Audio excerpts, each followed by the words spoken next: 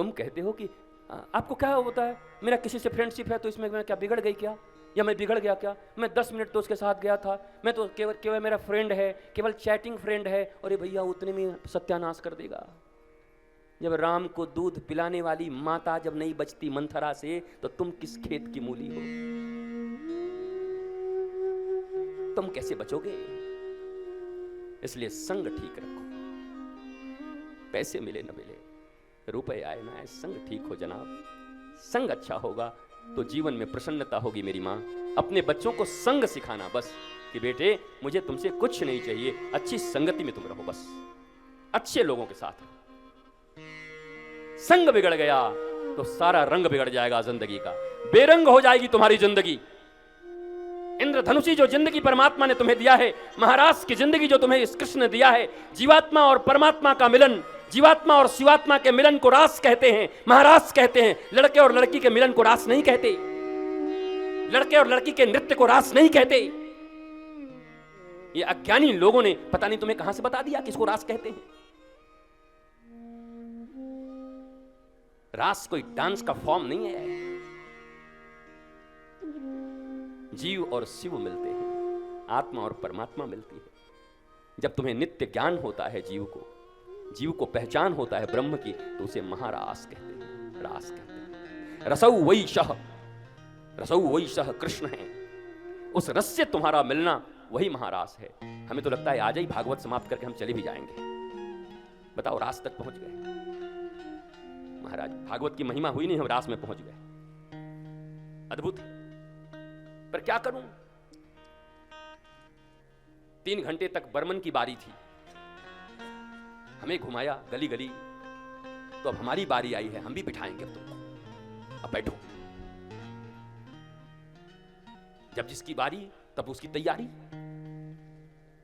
It's my turn. खैर ये मस्ती आ गया, मुझे भी इतना अच्छा लगा। मैं प्रारंभ में तो थोड़ा सोच रहा था क्या करूं क्या करूं क्या करूं, फिर मुझे लगा चलो यार, अपना ही आदमी है, प्यारा है, ठीक से परिचय भी नहीं है, परिचय होने के पहले ही अगर ऐसे हो जाए तो गड़बड़ हो जाएगा। हाँ, मैंने पहले चलो पहले अपना बनाते हैं, बाद में तो फिर ये डंड जिधर घुमाएंगे उधर ही जाएगा, फिर तो थोड़ा तो अपना बना लूं पहले। तो मौज आ गया, बहुत अच्छा था। लोगों ने नगर में बड़ा सुंदर आनंद लिया। कितना दिव्य शोभा यात्रा, इतनी विराट शोभा यात्रा, बहुत आनंद आह्लाद। नागपुर की गलियों, नागपुर के जिस जिस क्षेत्र में गया और जो झंकार गई, तो पूरे नागपुर के वातावरण को शुद्ध कर गई, पूरे नागपुर में आनंद और उमंग भर गई। बहुत अच्छा हुआ। पर हमारा दिन कम न हो जाता अगर आज मैं तुम्हारे पात्र को ठीक न कर पाता, तो कल से मैं कथा न कर पाता। इसलिए आज मैंने अपना समय लिया और लेकर तुम्हारे पात्रों को ठीक किया। भूमिका बनाई है मैंने, बिना भूमिका के बात नहीं बनता। मकान बनाना हो तो पहले भूमि खरीदनी पड़ती, हवा में मकान नहीं बनता है। तो आज भूमिका बनी है थोड़ी सी, सबके हृदय की भूमिका बनी है। अब सब मानस तैयार किए हैं, नहीं जो बड़े कठोर वाले हैं गुरुजी, कड़वे हैं, ठीक समय से चले आना और बैठ जाना तो माल मिलेगा। और पक्की बात है मेरी माँ, आज आप जैसे हंस रही हो, मैं फिर से तीसरी बार कह रहा हूँ, 7वें दिन तो आप इतने मुस्कुराते हुए जाओगे और आंखों में आंसू भी होंगे कि काश ये 7 दिन नहीं 7 जन्मों तक ये कथा चलती रहती, हम आनंद करते रहते, मौज करते। कथा जो जीवन में रस भर दे, कथा जो जीवन के समस्त व्यथाओं से तुम्हें मुक्त कर दे। नारद जी ने भक्ति माता को वचन दिया कि मैं तुम्हारे पुत्रों को जवान कर दूंगा।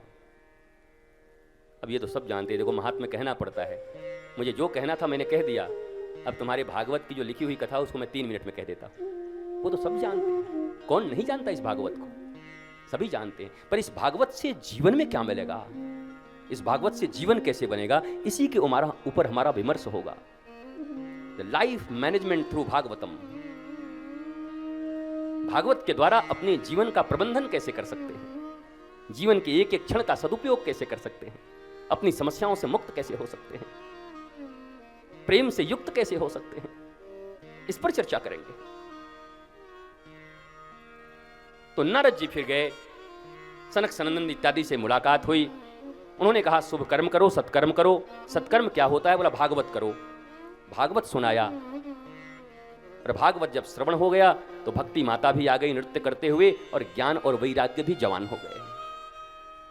कहने का तात्पर्य यह है कि जो काम वेद न कर सका, जो काम वेदांत न कर सका, जो काम सिद्धांत न कर सका, जो काम गीता न कर सकी, वो श्रीमद् भागवत कर गया। यह है भागवत की महिमा। इसलिए तुम्हें कह रहा हूं, यह श्रीमद् भागवत कोई साधारण चीज नहीं है। एक सब्जी बेचने वाले के पास एक छोटा सा पत्थर था, चमकता हुआ, उसी से वो धनिया और मिर्ची बेचा करता था 10 वर्षों से। एक दिन एक आदमी आया, बोला भैया ये पत्थर मुझे दोगे? अरे बोला ये तो 50 ग्राम का पत्थर है, मैं क्यों दे दूं? बोला मैं तुम्हें इसके 5000 रुपए दे देता हूं। बोला 5000? और ये तो 10 रुपए का भी नहीं है। बोला नहीं, मेरा मन है, मुझे दे दो। उसने उसे लिखवा लिया कि बाद में कचकच नहीं करोगे। एग्रीमेंट साइन हो गया, 5000 रुपए दे दिए, पत्थर ले लिया। सब्जी वाला हंसा, भैया ये तो बताओ इतने मूर्ख तुम कैसे बन गए? बताओ 5 रुपए के पत्थर को 5000 में ले जा रहे हो। तो बोला अब तो तुम सिग्नेचर कर चुके हो, मैं तुमको दूंगा तो नहीं। बोला फिर क्या? बोला इसको तुमको पता है क्या? बोला ये कोहिनूर हीरा है, डायमंड है, ये मैं जौहरी हूं, इसकी कीमत 1000 करोड़। 1000 करोड़? और मैं 10 साल से मिर्ची और धनिया बेच रहा था। जिसके तराजू के पड़ने पर 1000 करोड़ रुपए के हीरे थे, वो 2-2 रुपए के धनिया और मिर्चा बेच करके अपनी जिंदगी को जी रहा था।